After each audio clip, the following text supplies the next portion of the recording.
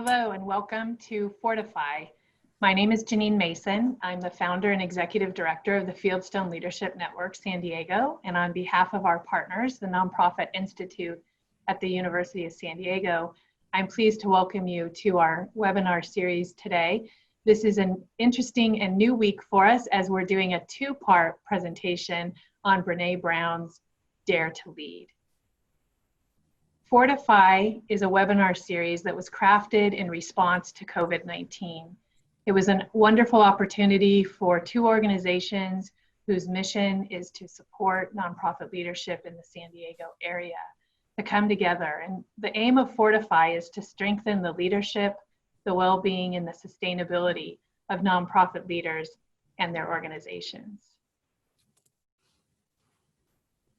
To help you to make the most of your experience, let me share some housekeeping tips with you. If you have any technical difficulties today, please feel free to email Cynthia. You'll see her address there on your screen, or you can also use the chat box and let her know if there's a way she can help you. Everyone on our webinar today is muted. If you have questions, please put them in the Q&A box, which you'll find at the bottom of your Zoom screen. And if we have resources, or if you have resources that you'd like to share with our community that's gathered today, please put those in the chat box. We will extend our webinar today for about 10 minutes to make sure that everybody has an opportunity to have their questions answered by Lorri. So if you're able to stay with us for a few minutes after today, we will make sure that we get all of your questions answered. We are recording this webinar, and the recording and the resources that we talk about today and that you share with us will be added to the websites for both the Fieldstone Leadership Network and for the Nonprofit Institute. And both of those emails are on your screen.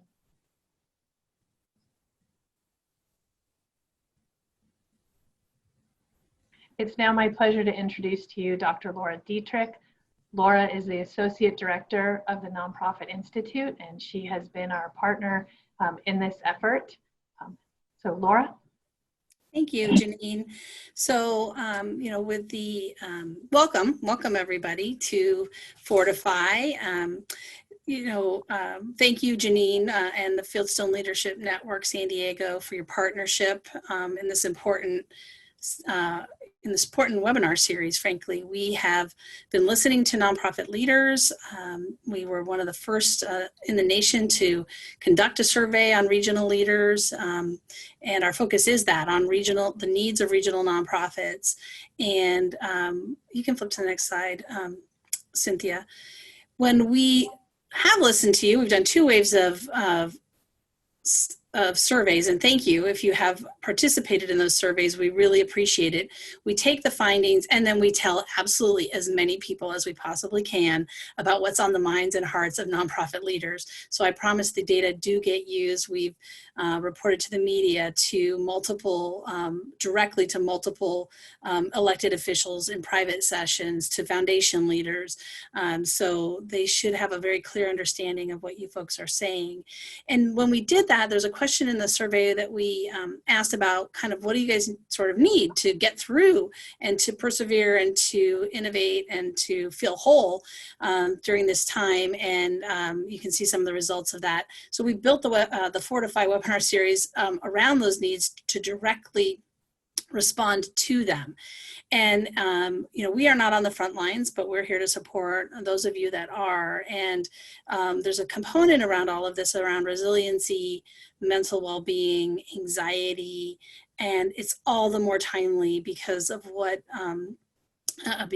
been going on related to racism and to violence in our country right now, compounded by a worldwide pandemic. So all the more reason to really try to figure out how are we going to lead, right? How are we going to lead through this? Our leaders and nonprofits have been leading on the social justice front for decades. And I think that this is where folks are going to turn their hearts and minds to with a dearth of leadership everywhere else. So I'm so happy today that we can really talk about leadership at the university, we're housed within the School of Leadership and Education Sciences. So everything we do has a leadership lens on it. And we are really fortunate to have my friend, my colleague, Dr. Lorri Sulpizio, with us today to lead us through the Brené Brown framework, and just to talk through some conceptualizations of leadership that I think will bring healing and will bring hope to all of you. So Lorri, I'm going to turn it over to you.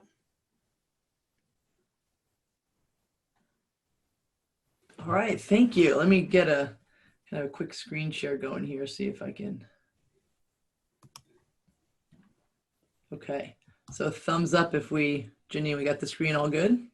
Yep. Okay, yeah, I want to thank you for being here. I kind of just want to start by sort of giving maybe a little background to what brought me to Dare to Lead. But first, Laura mentioned it, we're in a really, really interesting time. And I think we all know that this is a time that is unprecedented. I mean, it was unprecedented in the last couple months. And certainly now we've got a lot of tensions, social tensions that are on top of this. And I've been thinking over the last day or two really what is desperately needed. And I think we knew this before, but is good leadership. We need effective leadership. And unfortunately, the way that we have been practicing leadership up to this point is just not effective enough, right? It's not good enough. And we need new models, new paradigms, new ways of being. And so my hope for you all is that an introduction to the Dare to Lead program is going to be a step in that, in a new, different way of leading. I can actually just as a kind of a quick in the chat, how many of you are familiar with Brené Brown and have read any of her work? If you can just throw down in the, okay. All right. So there's some familiarity. Great. Yeah, so I came to Brené back in like 2013 to 2012 when her Vulnerability TED Talk kind of had really achieved a lot of exposure. And I was at the time going through a divorce. And if anybody's gone through a divorce, you know, they're not fun. It's quite hard, quite difficult. And so this idea of vulnerability, being seen, living in the arena, very, very much spoke to me during that process. At the same time, though, I mean, so that was happening in my personal life. In my professional life, though, I had a PhD in leadership. I was doing a lot of women's leadership work. And so kind of this leadership part was sort of going along at the same time as my personal life was seemingly falling apart and getting put back together, right? And I resonated with the Dare to Lead, with the Daring Greatly work, even before she explicitly brought it to the leadership framework, because I thought that this idea of authenticity, being real, being true, being willing to have hard conversations is exactly what leadership is about. So when she then came out with Dare to Lead, I thought, oh my gosh, this is perfect, right? This is sort of the perfect culmination of living and leading kind of rolled into one theory. And what's great about this theory, which we'll talk about in a bit, is that it is data driven, right? So this theory comes from the research. And that's, I think, a big strength of it as well.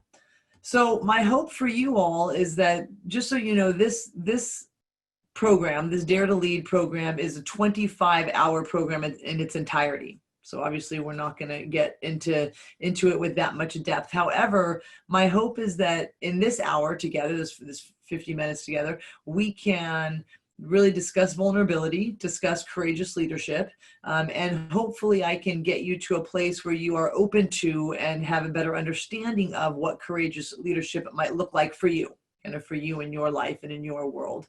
And then we do have the next part coming on Friday. So with that, let's kind of get it going. So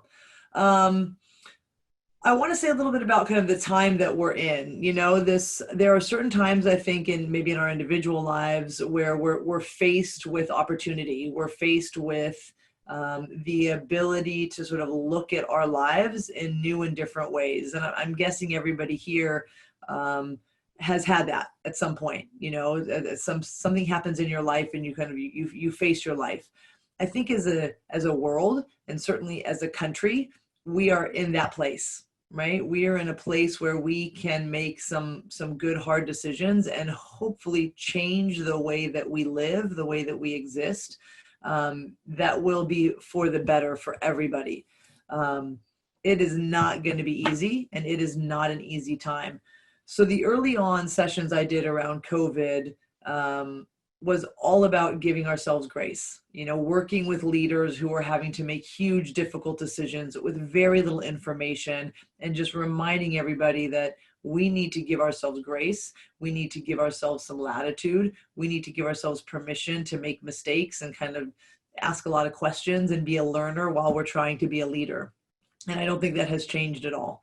The other part with the time that we're in right now, and we'll talk about this a little bit later, is one of the most critical aspects, I think, of the Dare to Lead work is the attention on fears and feelings. And so early on, if you are, even especially now, so even now with COVID continuing and with the tensions happening in our country, a great way to be effective with your team and your organization is to stop what you're doing and attend to the fears and feelings that are existing within your team, within your organization, and to have real, open, honest conversations. Because for everybody, fears are high, feelings are wide, and if we ignore them, they're going to come up anyway, right? So when we do this work, right, when we kind of learn to lead courageously, we actually do the work, meaning you can't learn about it without doing it, right? So I think one of the reasons why emotional intelligence, conscious leadership, courageous leadership maybe is sort of slow to get fully integrated into the corporate world is that it's really hard and messy. This is difficult, messy, uncomfortable work. Often emotions, especially the negative ones, aren't fun. And so we'd rather just not deal, right? We'd rather look at our numbers, crunch the budget, think about policy, put some new plans in place, and do a strategic plan, right? Let's do all these other things to sort of not dig into what's actually there with our fears and feelings. However, right now, as we can see, you look anywhere, turn on the television, look at your CNN news, fears and feelings are everywhere. So that's one big recommendation, which is if you take anything from this, the ability to tap in with your team, with your organization about what are the fears and the feelings that are present is going to go a very long way to creating a culture for then courageous leadership to follow. So some technical considerations. Usually the way that I facilitate and is very interactive, and so this is kind of a different model where we are all learning, but we have the chat. And so what I would love to say is we'll definitely have time for questions at the end, but if you have a question or a comment or a thought, you can throw it in the Q&A chat, and Janine will moderate for us and alert me. Please don't think that you need to wait until the end. Like if you interrupt me, and Janine knows, interrupt me at any time. If there's a question about some of the content, or just you want to share something, because I think it makes it a little more meaningful if we can engage with each other that way. So from a technical consideration, please ask questions in the open chat. Let's we'll try to engage with each other. I also would like you to have a pen, a pencil, and or paper or journal handy. So hopefully everybody has something to write with and write on, because we'll be doing a little bit of a reflection, and I'd like you to kind of take some notes down at certain points. Okay, so with that, right now, in the chat box, I would like, just take a moment, right? Take a moment, kind of take a breath, get yourself really connected. You gave yourself this hour, which is amazing with everything going on, early in the week, you're giving yourself this time. But what is one word that you are bringing with you right now? And if we could put it in the open chat, if I'm kind of understanding the system right, then I think we can all see it. So one word, it can be anything. There's no right answer. One word that reflects what you are bringing with you.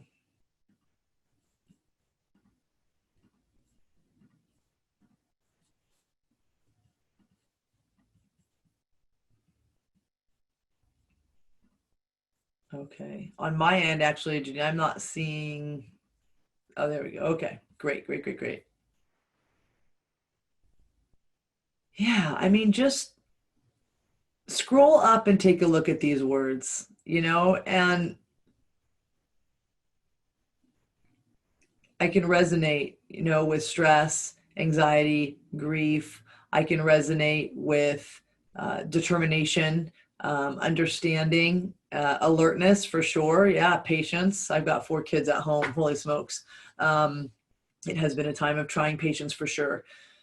So when we look at this, we can see this sort of a very, we're assumingly a diverse group in terms of where we work, the amount of people that we work with, our ages even, and just look at sort of the collective energy. And so I want to just really, again, reiterate that your people, your clients, your stakeholders, the people, everybody is kind of feeling this, right? And if we don't at least find ways to acknowledge and attend to this, we are missing a big part of sort of anchoring to who we are and what we are bringing with us and holding. So thank you. Anger for sure, and heaviness. Yep, absolutely. And I agree with the strategy and focus. I think this is a great time to re-strategize and refocus our work. So Frank, absolutely with that too. Okay, so let's shift a little bit. So why daring leadership? You know, why daring leadership right now? What I love about this model is that this is a model that makes leadership accessible to anyone. One of the big problems with traditional leadership models is that it doesn't feel accessible to every person because traditionally, right, historically, leadership is something defined in very masculine terms. We started understanding leadership by looking at the great men. We call it the great man's theory, right? We have the generals and the presidents. So it was a model looked at war, right? We looked at the people that were leading into war. So not only was it men, white men, but it also was men that were leading people through fighting. So there was aggression, and this idea of leadership that has transitioned into the corporate world kind of specifically has been relatively kind of inaccessible, right? Inaccessible to women, to people of color. And so this particular model now says, well, wait a minute, leadership isn't even about a position. You don't have to have a role to do this, right? There are 4 skill sets that you need to have that anybody can have. So this is an amazing model to develop youth to start being great leaders and to develop any industry, any person at any level. It really promotes authenticity and genuine connection, right? It promotes authenticity and genuine connection, which research shows when you look at kind of culture surveys for organizations in all sectors, what people really love and what leads to productivity is feeling connected to your work and to your colleagues, right? To your purpose and to people. So this promotes that. This facilitates the deeper, harder conversations. This facilitates ways to engage where we all can be more authentic and real. So it promotes that connection, which will then lead to a culture where we can be more productive, where we can deal with conflict in a healthier way. So it's a great model for that. It also attends to what's real, like we just talked about, right? Like it takes this list that you just put in the chat and says, we're not going to pretend like this isn't there, because then we're kind of cutting ourselves off from a huge part of who we are in this moment. And so we're going to take what's real. And if there's real conflict in our space, we are going to stop working on our budget and we're going to deal with this conflict. We're going to stop ignoring, we're going to stop deflecting, we're going to stop being in denial, and we're going to address what's real. And okay, the best thing is it doesn't sacrifice strategy, efficiency, goals, right? In fact, it will enhance these things. One of the biggest pushbacks I get with the Conscious Leadership Academy, which is sort of my realm, I see your question. Yes, I'm going to come back to that question. One of the biggest kind of pushbacks I get is that, oh, you know, conscious leadership, taking a breath before we start, you know, getting centered, reflecting. We don't have time for that. We need to be making money. We need to be doing mergers. We need to be moving ourselves forward, the vision. Yes, right? Yes to that. And this model will help you with your vision, with strategy, but it'll do it in a way that clears out, like to quote Brené, that speaks truth to bullshit. And it clears out the BS so we can actually do the real work we all want to do. I'm going to get to the diversity part, and maybe we can come back to that at the end, but I think there are ways that this will help, because what this model does is it helps us deal with shame. It helps us deal with triggers. And I think for all folks, I'm only going to speak sort of kind of maybe from my own perspective, but so as a white woman, as a white lesbian woman, as a mom, kind of all of my identities, there are moments where I do have shame and or triggers around race, even understanding my own. And this model helps us learn how to deal with our shame, move through our shame. And I think in order to face our shame, then we can attempt to kind of move away from some of these structures that are very racist. There's the kind of racist structures that we have, and having harder conversations. So I think it does, actually. I think it does. Here we go, right? My next one, perfect timing. It honors diversity. It really, and we'll get to kind of how and why, because it's not a model that is built upon traditional leadership, which again is founded on looking at white, straight, male generals and presidents. Very, very small population. Many of us don't exist that way. We don't lead that way. We don't think that way. And so having a model of leadership that is that kind of takes a lot of us out of the equation. This says, no, no, no, let's open it up, right? So it's masculine, feminine equally, diversity equally, all sectors equally, right? It can be used anywhere, widespread relevance. So really great. And when it gets hard, my hope is that I put this slide up here because when this gets hard, and it will, that you will come back to the many reasons why this is such a great model and all the ways that it can help. Okay, I want to give a little bit because I think people,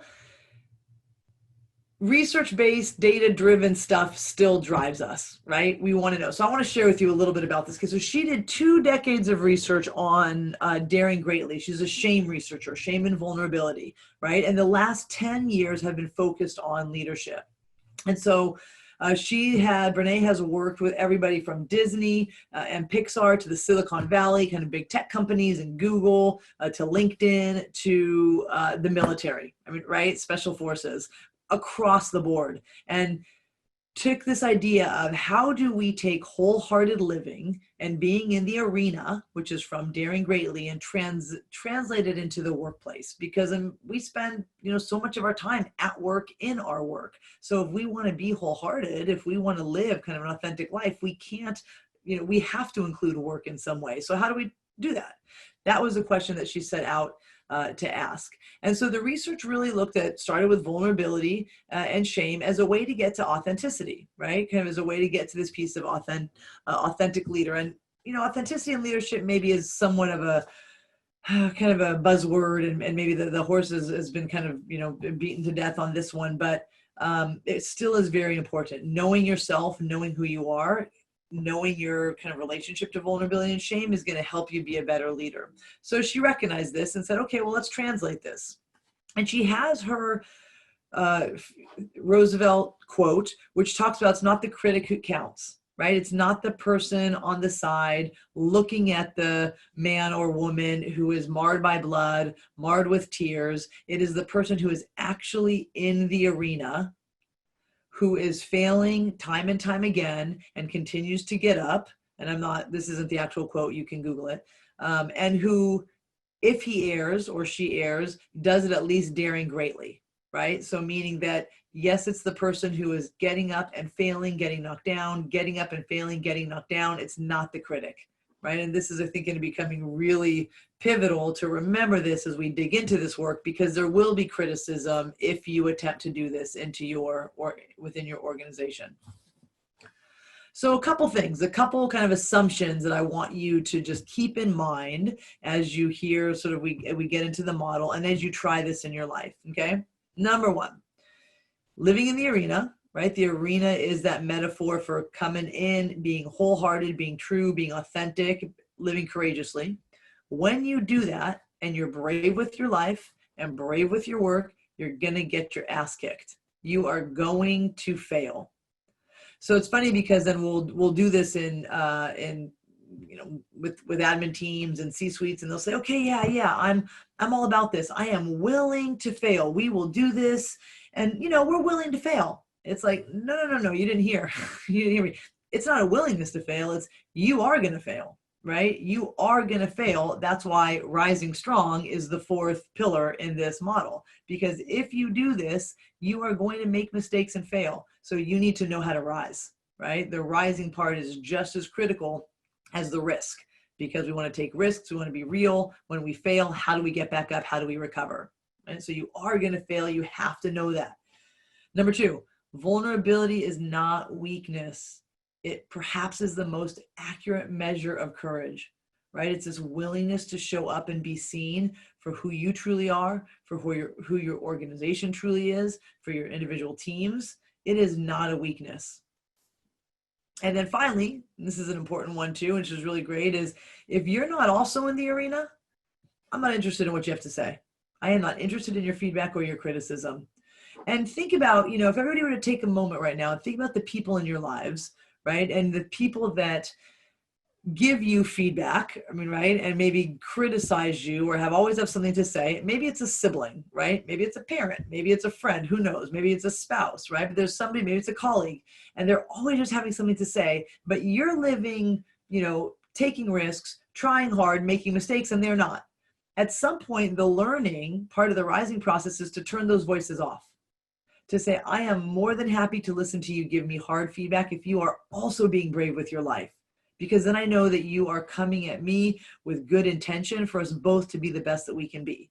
If you have some other agenda, if you've got some other, intention, like, no thanks, take that somewhere else. I really don't care what you have to say about me, right? And this is important. It's important a little bit to get some thickness to our skin, because when you start living and leading this way, there will be some pushback and criticism because it's not the norm. It's still not the norm in our cultures, right? Okay, so we looked at daring greatly. Everybody was taking to this idea of vulnerability and wholehearted living, and yes to this, and yes to this at home, and wow, we want to do this at work. So what does it look like? What does this look like doing it at work? What does this look like at leaders? That was the question that led to the Dare to Lead model. And she has been saying all along, and it's so relevant now, all the facilitators were just on a call last Friday about bringing diversity, true issues of diversity, inclusion, belonging into our leadership work. The future of leadership, right? Who will still be standing in 5-10 years? They're going to be the brave leaders that foster courageous cultures that will start to combat some of these systemic kind of inequities that we have facing ourselves. Whether it's Me Too, whether it's Black Lives Matter, whatever it is, right? We need brave leaders, because as we are seeing our system, we have a metaphor of a pressure cooker. And if you can picture like in the kitchen, your pressure cooker, and pressure is going so great, the pressure's so high, the top is going to blow. We are very close to that, right? If we haven't blown already. So we need leaders that are going to help us through this part, right? This is the critical work of leadership right now.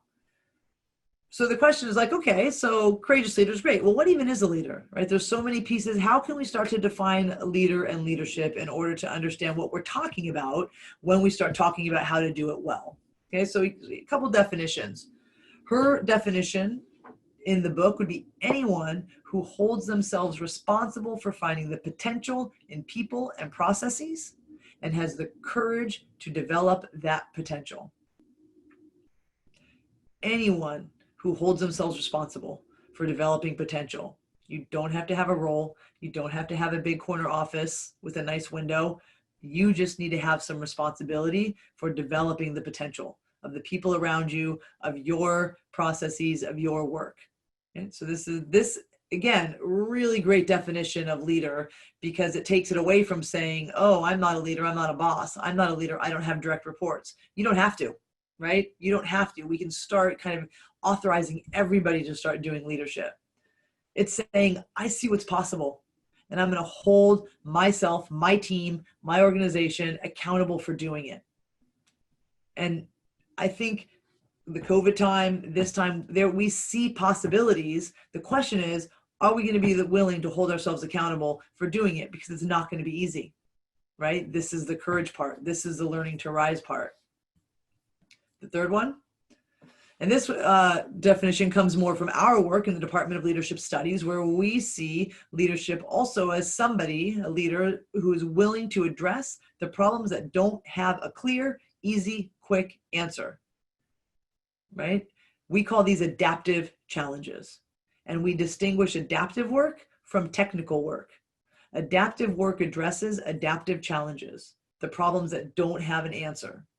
Technical work addresses technical challenges. Those problems have an answer.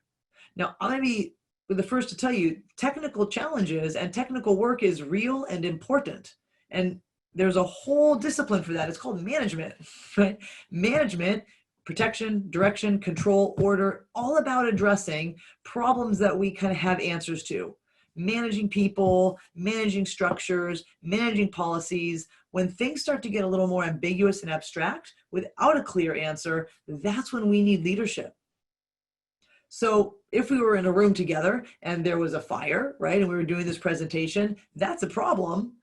We just need management. We need to get our stuff, find the exit, make everybody safe, right? That's one part.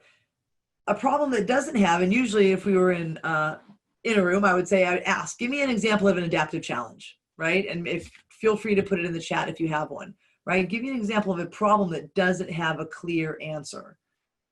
We're seeing a huge one right now, which is the issue of race, right? Race, equity, that does not have a clear answer.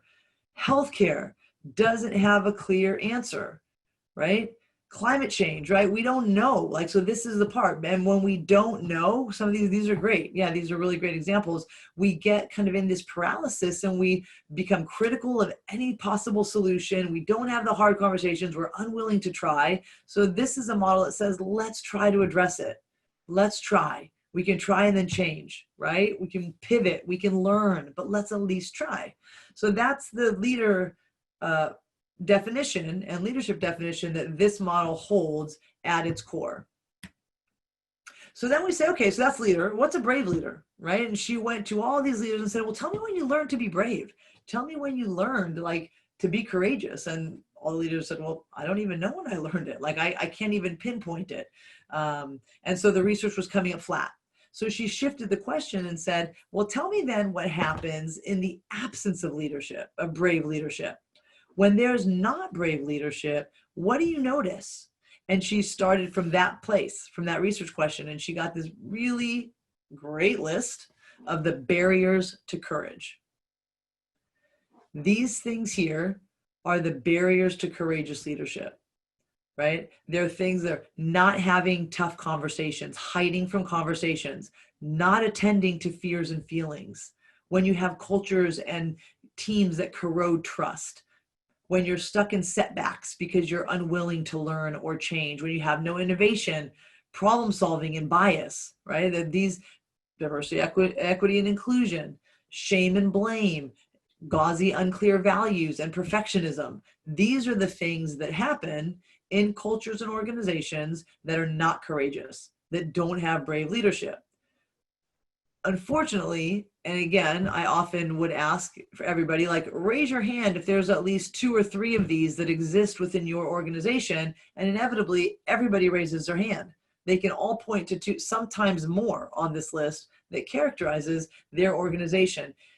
And it just goes to show us that we don't have courageous, brave organizations because we don't have brave, courageous leadership, because it's really difficult to get.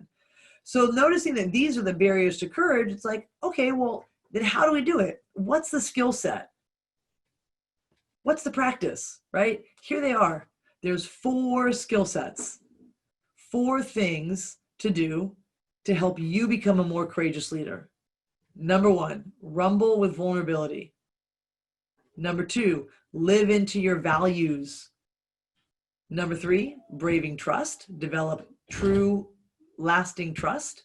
And then the 4th one, learn to rise. Because when you do the first 3 and you hold your people accountable and you actually, we'll probably do values on Friday. So when you get your values and operationalize them and you hold people accountable when they're not living and acting in the way, it's going to get messy. So you're going to have to learn to rise. So these 4 things, measurable, operational, data-driven, is what constitutes the 4 skill sets of courage and is the cornerstone for daring leadership. Now, again, to really unpack all these and to learn them and the skill sets, it's 25 hours worth of content. And it is a really fun certification. So maybe that's something we can think about offering in its entirety. But just know you can probably start to think enough like, okay, well, if I were to, kind of live into my values, it would look like this. If I were to focus on being more vulnerable, for me, it would look like this. My hope is that you've all been in organizations enough and maybe been exposed to her work enough that you can at least get in touch with some of these and what they would mean for you. Okay, so now she talks about how we can lean into courage, how we can decide maybe where our first place where we need to grow, right? What is that first step to becoming a courageous leadership? So it's the Joseph Campbell quote that she uses, which is, "The cave you fear to enter holds the treasure that you seek."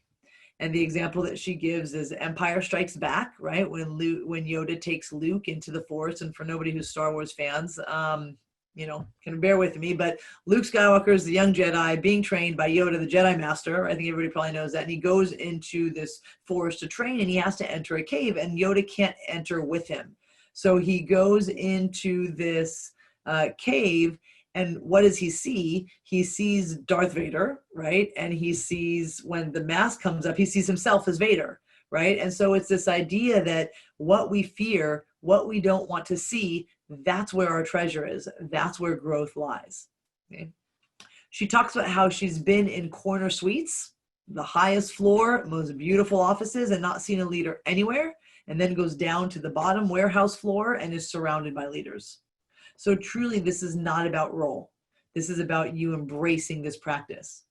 So what I would like you to do in your papers, and I'm going to set my time, I'll give you about 2 minutes or so. What would be your call to courage? If you were to think about, and you right now, you can do it a personal call to courage, you can do it a professional call to courage. Since we're all working from home, there's very little blend. What would be your call to courage in terms of entering a cave and maybe seeing that piece that you are a little afraid to see? Take a moment and just kind of write about it. Journal it down.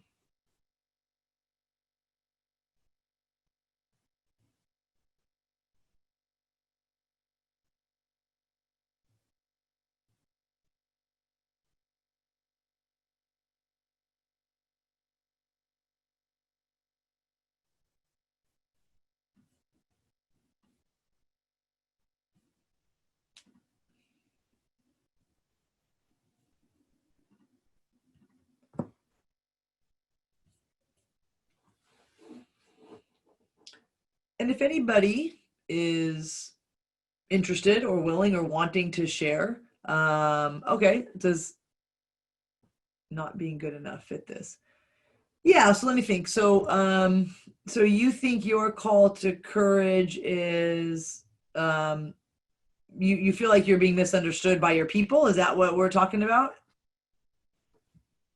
I'm curious to kind of understand that better, but let me give you an example. So when I first kind of started doing this work, what my call to courage was existing deeper into my heart. I am very much a head person. I am great in my head. I am a quick thinker and a quick speaker from my head, but dropping into my heart was not where I existed with a lot of comfort. I'm an ENTJ, if you know Myers-Briggs. I am T through and through. There was very little F, I think, in me, which is the feeling, right? I'm the thinker.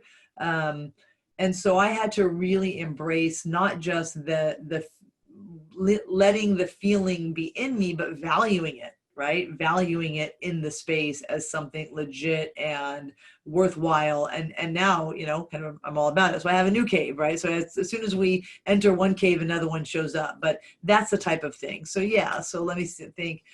Yes, so your cave would be maybe a confidence, right? Feeling like you don't have a seat at the table. So your call to courage might be sort of addressing whatever shame and or story in your head that tells you you don't deserve a seat at the table, and working that, and then finding a way to own that confidence to say, yes, I do, right? To find your worthiness. So this cave example would be about worthiness, right? My cave is finding my worthiness at any table, right?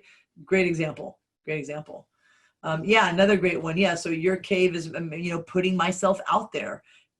for people to judge, and then knowing, here's the thing, right? This is going to help you.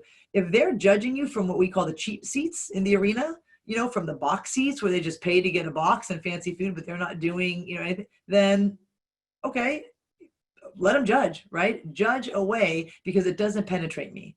What hurts me is when somebody that I love and care about gives me hard feedback. It doesn't hurt that they gave the feedback, but it's like, ooh, that stings. Yes, I know I got to do that better, right? It stings a little, but I can take it. The people that judge but know nothing about me and also aren't living in the arena, judge away, you know, go do your thing. So hopefully we can get to that place, right? Great one. Accepting failure. That's great. The rise, right? So accepting failure and then learning to rise. So super great. These are great examples. Yeah. So, you know, you want to be thinking about how this model can then help you with your kind of entering that cave and addressing that call to courage. And a lot of this, and we're not going to dig into shame because we can't dig into shame in this format. But for everything that I've seen, it would be really starting to unpack where shame sits with all of those things. Where does shame show up with my ability to be seen? Where is shame showing up with my ability to believe I have a seat at the table, right? And that's where we would start. Really great. Thank you, everybody. Oh, Lori, can I just jump in? Yeah. I'm noticing. Go ahead. It looks like a lot of our guests today have your chat set up only for your comments to come to the panelists. So while Lori is able to see your comments, the rest of the group gathered together today cannot see your comments. So if it's not making sense what Lori's responding to, it's because you're not seeing those comments in your chat. So if all of you who are participating in the chat feature could make sure that you go to that drop-down menu and make sure that you have it clicked all attendees and all panelists, then that way everybody will be able to see the responses and be able to understand Lori's comments back to those. Thank you. Perfect. I was kind of tracking it and wondering. There we go. Now I see people. So it's great. Great. Yeah. Thank you so much. If you have any questions or any challenges with that, just write it in chat. We'll try to help you from behind the scenes. Perfect. Okay. So we've got our call to courage and now we're ready to do it, right? We're ready to dig in. So a couple things again, right? You cannot get to courage without rumbling with vulnerability. Embrace the suck, right? This is the part that is going to honor, this is hard. This is going to be a messy middle. It is going to suck. And this is a kind of a fun story. It came from when Brené was working with special forces, I think at maybe West Point or Kings Point or something.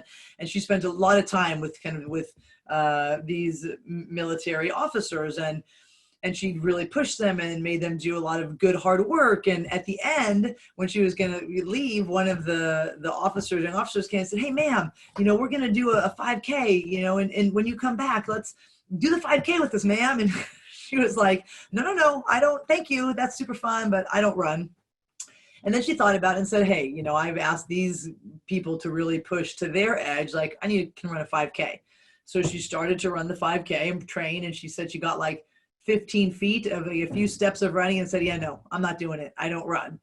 And so, you know, she kept trying. And then she finally talked to this officer on the phone. And she said, I just can't do it. I cannot do it. It's hard. It hurts. And he said, ma'am, you just got to embrace the suck. It's going to suck. You got to embrace the suck. Know at the end when you're done, it's going to feel great.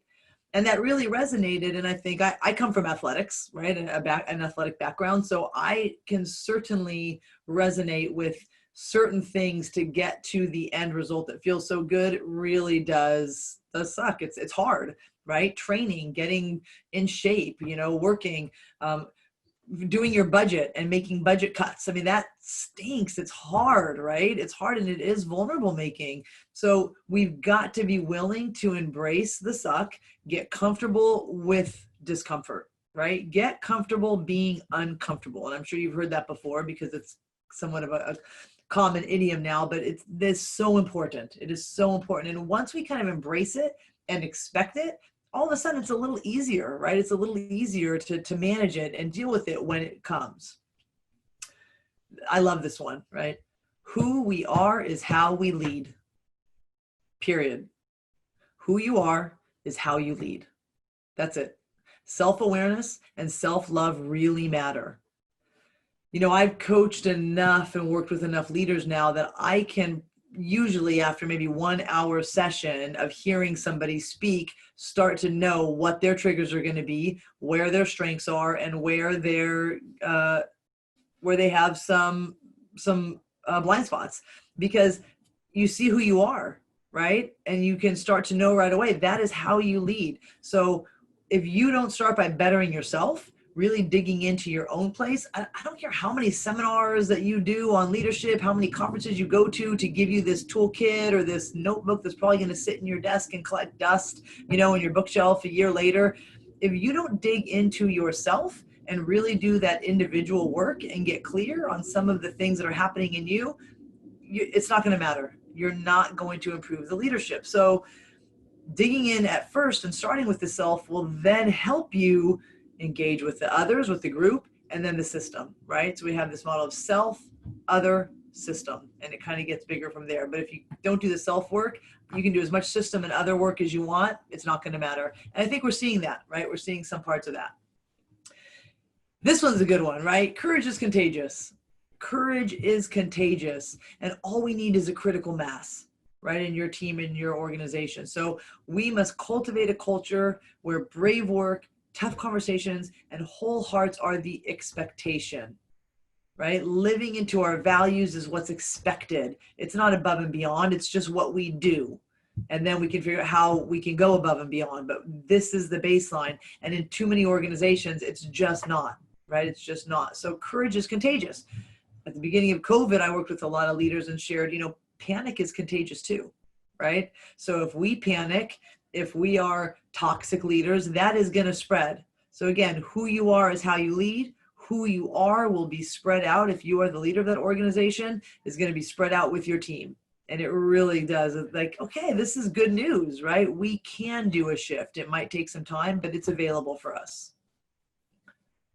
Okay, so a couple questions for you to think about with each of the 4 pillars. So can you rumble with vulnerability? And just, think about this and reflect for yourself. Are you one to stay in tough conversations?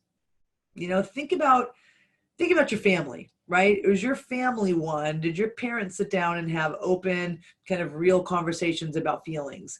Did you and your siblings kind of like truly say when each other hurt each other's feelings or disappointed each other? Did you do that with your friends? Did your first job? Probably not. We don't have a lot of history with this. So the learning is rumbling with vulnerability to stay in those conversations and not tap out when it gets awkward. Can we stay in there? Can we hang in there? That would be a big first skill. Do you have values clearly defined, and are they operationalized? And we're going to dig into this one on Friday. For those of you, hopefully you're all going to join on Friday. But so here, example, family is a value. I have family value. What does that mean, right? What does it mean to have family as a value? What does it look like? It means calling my parents once a week. It means Zooming with my Costa Rica family once a month. It means reading, but whatever it means, get behavioral. Because if you just have values on the wall, right, on a poster, it's not going to translate, right? We've got to get behavioral. Trust is a big one, right? Can you build trust and be trustworthy? And there's a whole unit on that. And then finally, learn to rise, right? We are willing to be courageous if we know that we can get up when we get knocked down. And so that rising strong skill is a big one. So these would be sort of the 4 pieces that then you can ask yourself and about your organization. Where in my organization might we need the most work right now? Should we clarify our values? Do we need to work on trust? Are we really good with this, but then do we fail to kind of learn how to get ourselves back up after we kind of hit a conflict? Maybe we need to polish our rising skills a bit. So again, getting clear, getting honest is going to help you know what steps to take with you and with your organization. So for the first one, okay, rumbling with vulnerability. Nobody loves vulnerability, right? And I get it, right? Vulnerability is marked with shame, scarcity, fear, anxiety, right? These are not fun, right? Taking a risk, possibly failing, going for a job interview that you may not get. It's uncertain, it's anxious. I mean, it's vulnerable making, and we don't like it. So we numb, right? We are the most numbed generation, kind of living generations across, living at one time. We over-medicate, we gamble, we eat, we shop. I mean, it is just, we drink. So mental health is kind of in a crisis mode because we don't want to face these things. We don't want to face our fears and our anxieties. We don't want to live in uncertainty. In fact, you know, I can't tell you how many, and they've been really funny, but how many of you have gotten a ton of little, you know, gifts and memes on chats with your friends about, you know, coffee kind of handing over the baton to wine, or is it too early to drink at 10 a.m. right now in this COVID time? Because we don't know what to do, right? We're in such fear and anxiety and uncertainty. Well, let's just have a drink. Might as well, we're home. So we numb, right? We numb instead. Here's the clincher though. When we numb these, we also numb the above. So if we are going to numb anxiety and fear, you're also going to numb and prevent belonging, joy, love, productivity, happiness, any of the positives. We all know, and I think we've heard the idea that, you know, to truly fall in love is probably the most vulnerable thing, because if your heart gets broken, I'm not sure there's much that hurts as much as that, right? A broken heart may hurt the worst. And so instead we may protect ourselves. We may not give ourselves wholeheartedly to love even our job. I mean, think about it as a spouse, as friends, as love your job, because you just don't want to be heartbroken by it. But then we never quite get that full potential for the joy, the connection, all the good. So instead of saying like, well, okay, I'm just going to mitigate. I'll have a little shame and a little scarcity, and then I can have a little joy, and I can just make it enough. How about we just learn how to embrace all of this in a way that's healthy for us, right? And how does this show up in the workplace then? I can't imagine any example of getting to any of these words on the left, courage, empathy, trust, that doesn't include vulnerability, right? There is no creativity without vulnerability, because think about how, if I were to say, okay, everybody, you know, we're going to unmute you and we're all going to sing one at a time, you'd probably like end call, right? I want you to draw something and show it, right? Being creative is really vulnerable, right? It involves risks, adapting to something, leaving something behind. It's vulnerable.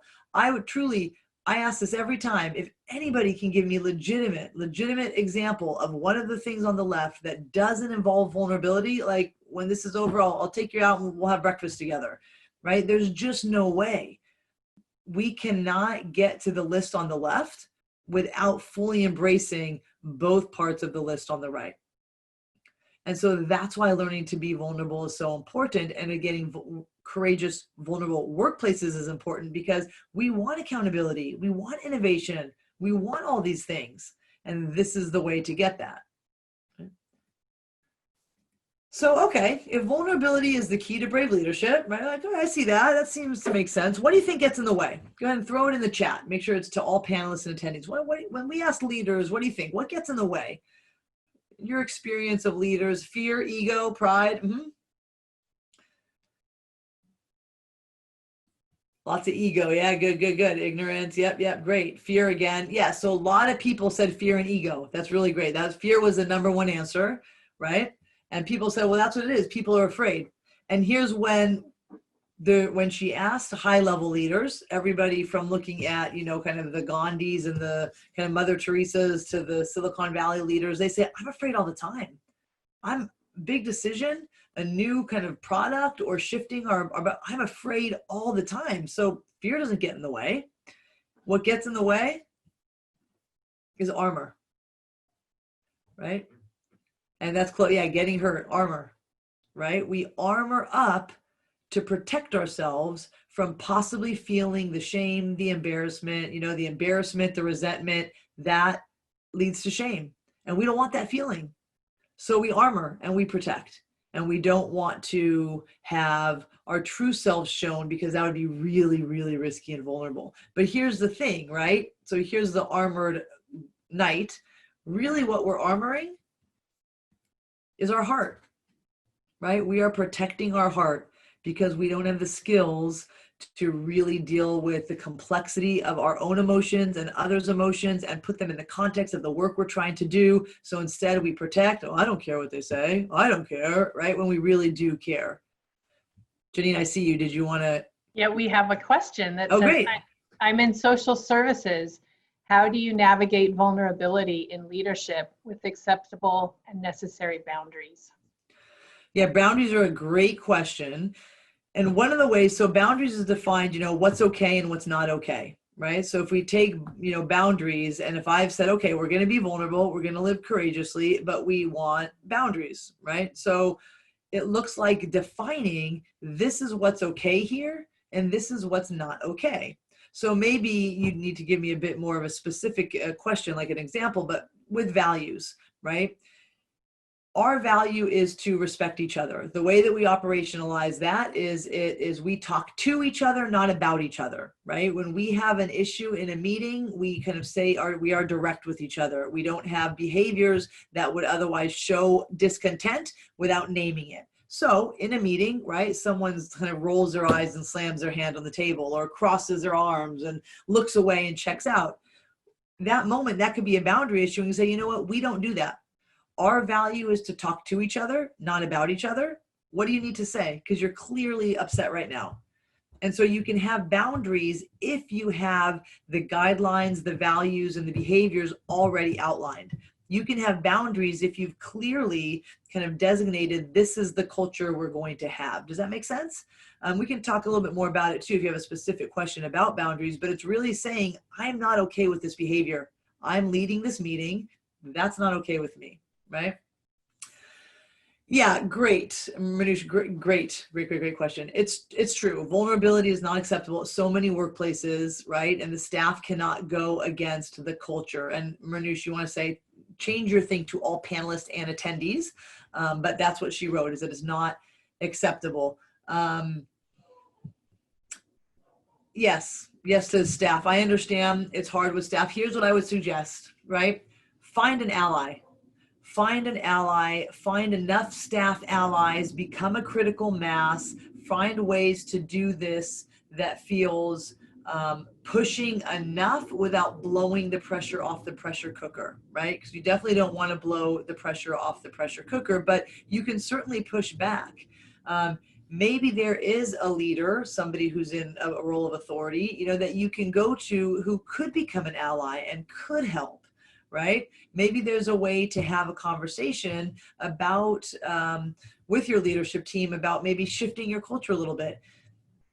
The thing is there's a slide that I have for Friday that says, in the absence of data, we make up stories, right? The whole Rising Strong process is about the story I'm telling myself, because we craft a story in our head, and often it's either a story that is sort of negative to us.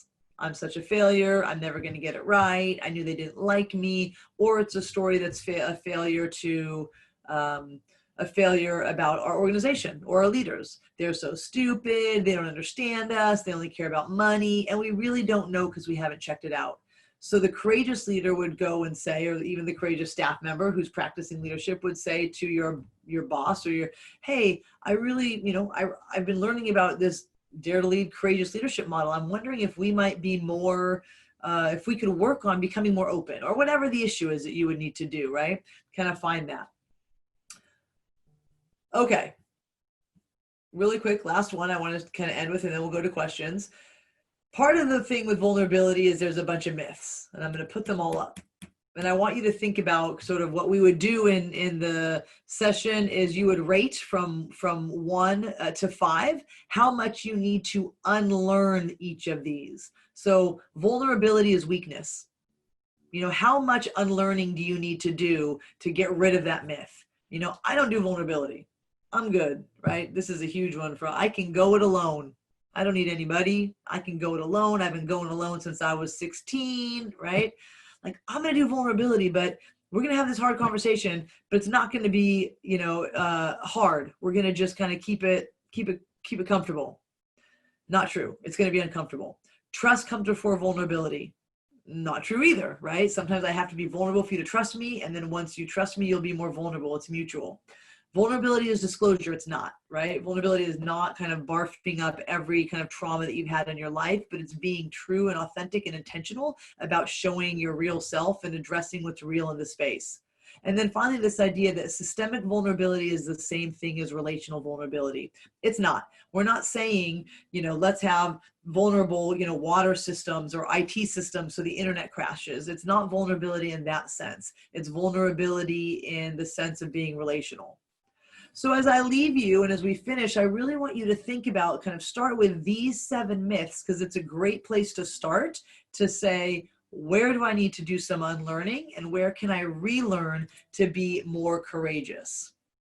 We're going to go through and I'm going to say, if you want more, would love to connect. If you want to take a picture of this, I'm sure, with the Nonprofit Institute, the CLA is within the Nonprofit Institute, but if you have extra questions, I would be happy to kind of talk with you offline, set up a call, because I do love this stuff. I think it's very important. And the more leaders that we can get doing this and practicing it, I think that the better off we're going to be in so many ways. So with that, I will stop and maybe take some questions. Great. Thank you, Lorri. This was just fabulous. I want to acknowledge to all of you that I know we're up against a time boundary. We have just one question that's popped up. So we will stay on the line to answer that question. If there are other questions, please feel free to put them in the Q&A, but we will gather back here on Friday at 12 noon for the second part of Lorri's presentation. So we hope that you can join us for that. If you haven't yet registered, you may do so either on the Nonprofit Institute's website or on the Fieldstone Leadership Network San Diego website. And we look forward to seeing you on Friday. And so Lorri, let me see here. The question is, how do emotion and vulnerability overlap? It is often looked down on to be too emotional in the workplace. Absolutely. I think, emotion and vulnerability are directly connected, and a big part of courageous leadership is developing emotional intelligence. There is a whole section on kind of learning to not only understand, but name and talk about our emotions. And one of the challenges is we don't have the words to talk about our emotions to reflect the complexity that they are. What I would offer you, who asked that question, is there's an amazing podcast. So Brené has the Unlocking Us podcast, and maybe we can put a link to this, Janine, because there's some great ones that are so specific just to what we've talked about. There's one with Mark, it's Mark Brackett, who is the director of the Center for Emotional Intelligence at Yale. And he has a great podcast. He just has a new book out called Permission to Feel. And his podcast with Brené is all about the book, but specifically how we can get more in touch with our emotions, giving ourselves permission to feel, but not in a way that allows us to be sloppy all over each other, but in a way that honors the feeling, but then learns to work through it. So that would be a great place to start, because absolutely you cannot separate emotion from vulnerability. So learning to navigate that would be very important. There was another question, I think, in the chat really quickly. Oh yeah, Rhea, I think you asked that question. Okay. So we have one more in the Q&A, which is, how can we support our leaders in feeling safe to be more vulnerable? Like when they just almost get it, but their defenses come up as armor, how do we support them? It's a great question. A couple different ways. I think if it's okay to fail, leadership and authority, it's a tricky thing to hold. It's a tricky role to hold. We have such kind of very rigid, limited expectations for our leaders. We expect them to be right. We expect them to have the answers, but we want them to be reflective. We want them to be decisive, but don't be too decisive because we're going to criticize your decision. So I think the way that we can do it is start to create a culture in general where risk-taking, being wrong is okay. If a leader does attempt to do something and maybe you realize a week later that was not the best decision, don't criticize them for it. Attempt to say like, wow, gosh, at least we now are learning from that choice and let's make a new choice. So part of it is the space to be able to make mistakes and not feel like you're going to be, we have a term, assassinated for it, right? Kind of voted off the island, because then they will be very protective. So that would be one first way, is to create a space for mistakes to happen. And then it doesn't come back to bite you anyway, right? Like, oh, you say I can make a mistake, but then I get in trouble anyway. That will not lend themselves to the courageous workplace. So Lorri, another question that came in is, if you're working in a male-dominated environment, what are some suggestions other than getting an ally to navigate making the switch from their current thinking to this concept of courageous leadership?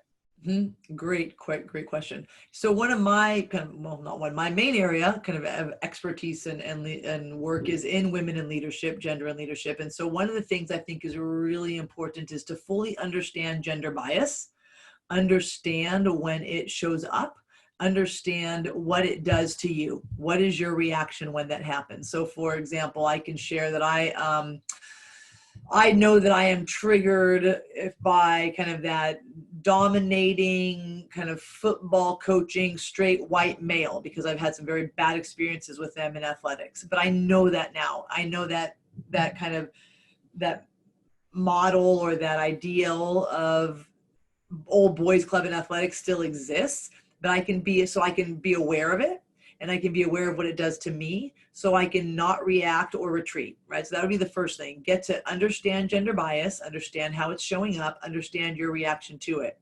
Then working with finding your voice to potentially name or call out some of the things that might be happening, right? So another example is we had a situation where we had several women and one male, and all the women were PhDs and so was the male, but then a couple colleagues were calling the women by their first names and the male by Dr. Blank, right? And it's like, well, we have PhDs too.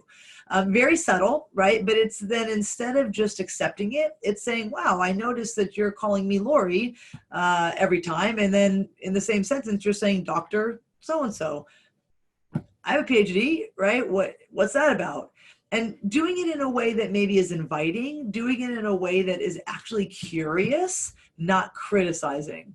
So I think that would be a really important point, is come with curiosity, come with a genuine interest to try to make a positive change, as opposed to criticizing them for what they're doing. A lot of the research with men, there's a lot of great men in the workplaces. They don't even realize, right?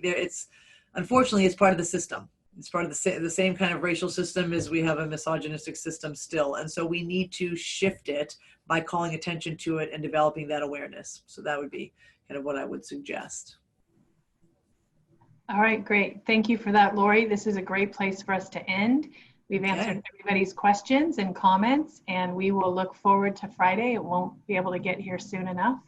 All right. So we can continue this learning together. So thank you for joining us, and we will see you on Friday at noon. All right. Take care. Thanks.